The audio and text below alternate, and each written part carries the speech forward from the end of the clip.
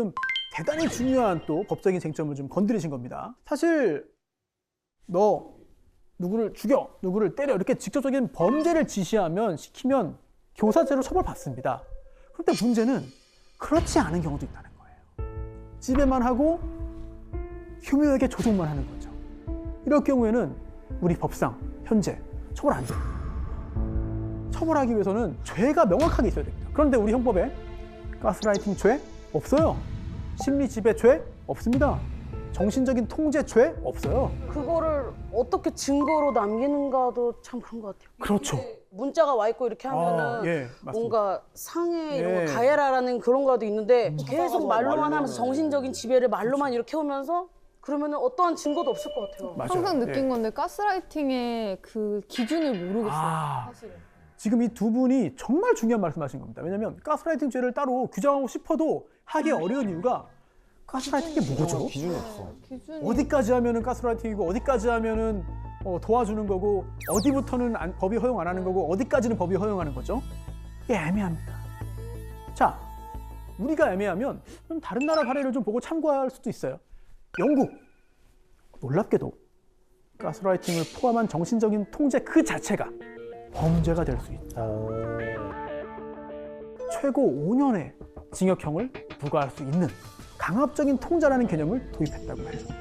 즉 폭력이 없더라도 심리적으로 자유를 구속하고 억압할 수 있다. 그게 죄다. 그 자체가 죄다라는 거예요. 자, 교수님께 한번 좀 질문을 드리고 싶습니다. 가스라이팅 자체를 범죄화해서 처벌하는 거 심리학적인 관점에서 볼 때는 어떻게 보시는지 좀 궁금합니다. 분명히 범죄죠. 심리학자들은 그렇게 생각하고 저도 그런 입장인데요. 대부분 그 말이나 그 행위 자체가 살해 지시가 아니다, 그렇게 극악하지 않다라고 생각들을 하시는데요. 저희는 이렇게 표현해요. 네. 안약은 전혀 유해하지 않은 것 같죠. 아니야. 예. 안약은 눈에 넣으면. 예. 근데 안약을 계속 옆에서 밥 먹는데 조금씩 타주면 그거 독약이거든요. 네, 그러니까 말의 자체가 증거로서 날카롭지 않다라고 해서 그게 실제로 사람한테 크게 상해를 안 입힌다라는 건 굉장히 근시안적 생각이거든요. 이 가스라이팅 우리가 점점 더 많이 사용하고 있는데 법적으로 어떻게 볼지 또는 심리학적으로 또 정신의학적으로 어떻게 볼지 좀 고민이 좀 많이 필요한 그런 영역인 것 같습니다. 자, 더 글로리 보셨습니까? 네. 네, 많이 보셨네요. 네. 학교 폭력당한 피해자의 복수극이잖아요. 그런데 이제 복수는 영화 드라마의 단골 소재예요. 맞아요. 네, 현실에서는 못하니까 영화라도 보고 드라마라도 보고 대리만족해라 뭐 이런 의미가 있지 않나 싶기도 한데 그런데 만약 현실에서 복수극이 벌어지면 어떻게 될 것인가?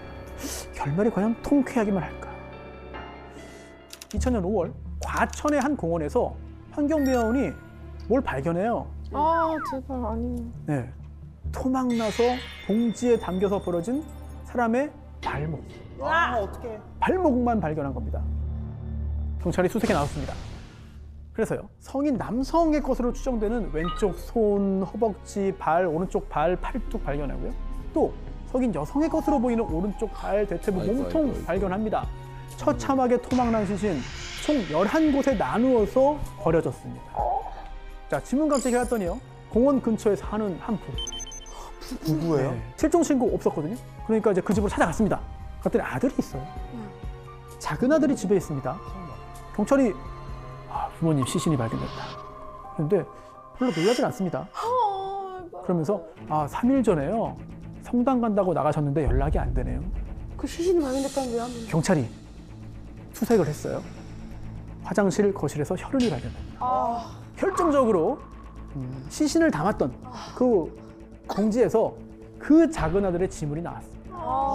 지난 21일 부부를 엽기적으로 살해한 뒤 쓰레기장에 버린 반인륜적 범행을 저지른 사람은 바로 그 부부의 둘째 아들로 밝혀졌습니다. 아들의 손으로 무참히 살해된 부부의 시신 일부는 쓰레기 봉투에 쌓인 채 인적 없는 개천변과 쓰레기장 등에 버려져 있었습니다. 23살 이모군이 부모를 살해하고 시신을 처리한 과정은 가히 엽기적이었습니다. 이 둘째 아들 명문 K대학교에 다니던 학생이어서 더 큰 화제와 논란이 있었죠. 이 둘째 아들, 이 씨라고 하겠습니다. 2살 위 형이 있어요. 동생이 잡혀갔으니까 형도 경찰서에 갔습니다. 근데 경찰에 이런 말을 했어요. 그리고 그 한마디가 우리 사회를 굉장히 들끓게 만들었습니다. 그러니까 아, 지속적으로 뭐 당한 게 있었나? 그러니까 학대 나도 지금 학대 생각 어렸을 때 전문가들이 되어 가시는구나. 정확합니다. 정확합니다. 나는 동생을 이해한다. 그래, 그럴 것 같았어. 동생이. 공범 아니에요? 진짜 그렇게 공범은 아니었어요. 네, 공범 아니고요. 전혀 아니고요. 그거는 도대체 어떤 일이 있었기에 형은 부모를 살해한 동생을 이해한다고 말했습니다. 먼저 동생 이 씨의 성장 배경부터 보겠습니다. 자, 아버지는요 회사 출신의 장교였고요.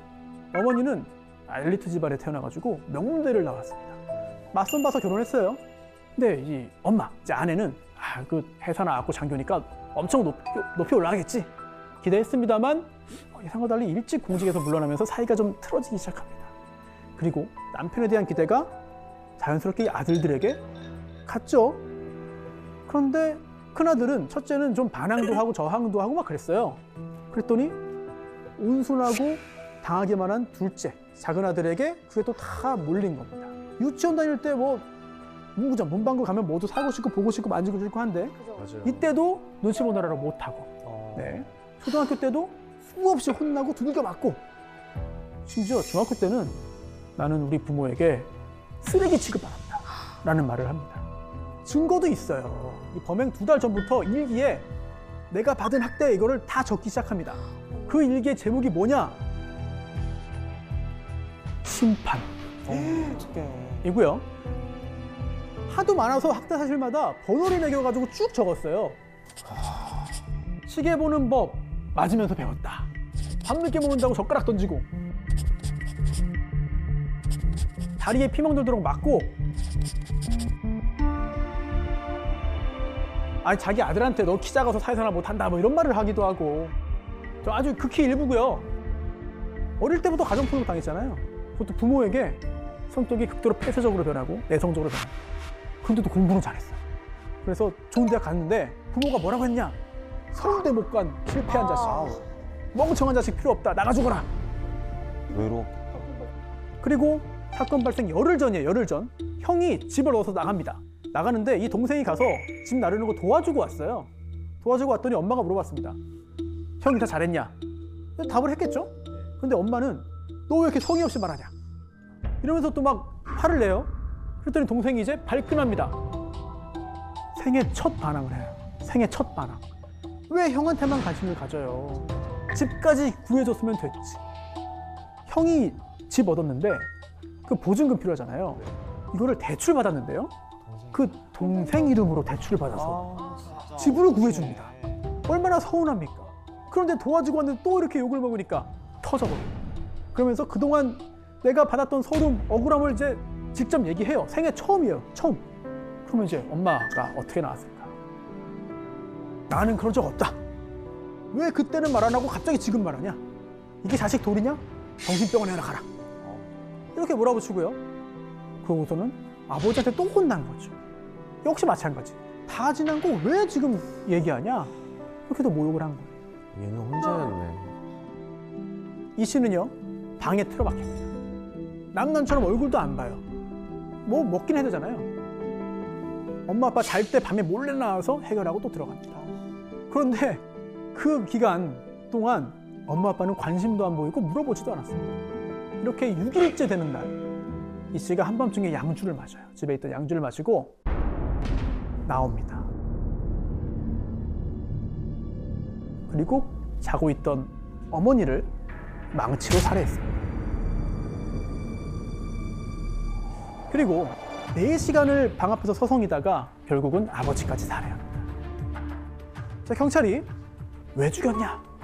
라고 물었더니 부모님이란 생각이 안 들었고 제 인생을 해코지하고 저를 못 살게 굴고 저를 그러면서요. 처음 사과를 내가 요구한 그날 사과를 듣고 싶어서. 네, 미안하다 한마디만 했어도 나는 다 잊었다. 결국 1심 사형, 2심 무기징역으로 내려가고요. 대법원에서 확정돼서 지금 무기수로 복역 중입니다. 근데 당시 기준으로 보면은요, 피해자의 수 1명 아니라 2명이에요. 피해자의 관계? 오, 부모를 죽였어? 끔찍한 범행수법? 죽인 다음에 어떻게 했느냐? 등등등. 사형이 아닌 게 오히려 이례적입니다. 그동안 부모로부터 이제 받은 정신적인, 유체적인 그런 학대로 인한 피해 의식이 강했고 스스로 존재 가치를 상실했다. 절망감이 있었다. 이걸 고려한 건데 사실 이런 상황에 이르기까지 우리 이웃이 몰랐다는 거. 우리 사회의 책임도 일부 있다는 메시지를 사법부가 전하고 싶었던 게 아닌가라는 생각도 너무 마음이 듭니다. 너무 마음이 좀 아프죠. 네. 자, 지금 이 사건은 이제 형법 배울 때 꼭 등장하는 법적으로 대단히 중요한 사건인데요. 1992년입니다. 1월 17일 자정 무렵인데요. 가정집에 강도 들었다는 신고가 접수되어 경찰이 현장에 도착했습니다. 방 안이 이제 막 어지럽혀 있었고요. 강도는 이미 도망갔어요. 그런데 집주인인 50대 남성 김 씨, 이부자리에 가지런히 누워 있었고요. 발목이 묶여 있었습니다. 그리고 흉기로 이미 여러 곳을 찔려가지고 사망한 상태였어요. 어떻게? 강도 살인인 거죠. 네. 근데 피해자가 더 있어요. 방 안에 함께 있던 21살 딸. 손목이 테이프로 이제 결박돼 있었고요. 또 브레이저 끈이 끊겨져 있었지만 뭐 특별한 외상은 없었습니다. 흉기가 발견됐고요. 집안 여기저기서 지문이 나왔습니다. 다 확인해봤더니 가족이 아닌 지문이 하나 나왔습니다. 범인일 가능성이 매우 높죠. 그리고 사건 이틀 후 경찰이 그 지문의 주인을 찾아서 잡아왔어요. 잡아와가지고 범인 잡았다! 이 사람 맞냐? 라고 했더니 이 김양이 보자마자 주저앉았습니다. 왜? 그러면서 제가 그랬습니다. 제가 범인입니다. 아, 자기가 그냥 그랬다고요? 자, 이 사건 도대체 어떤 사연이 있느냐? 이 김양은요, 대학 입학 전까지 학교 가는 시간만 빼고는 집에만 있었습니다. 그러다가 대학교 가고 기숙사에 살았는데 이때 학교에서 알게 된 남자친구가 생겼습니다. 네, 김군. 그런데 계속 만나다가도요, 주말만 되면 꼬박꼬박 본가를 가요. 그래서 이 남자친구 김군은 이게 좀 이상했습니다. 주말만 되면 왜 저렇게 항상 갈까? 왜 나를 안 만날까? 그리고 이 둘의 관계가 더 깊어지고 굉장히 더 긴밀해진 상황에서 김양이 가슴속에 있었던 이야기를 눈물을 흘리며 털어놓습니다.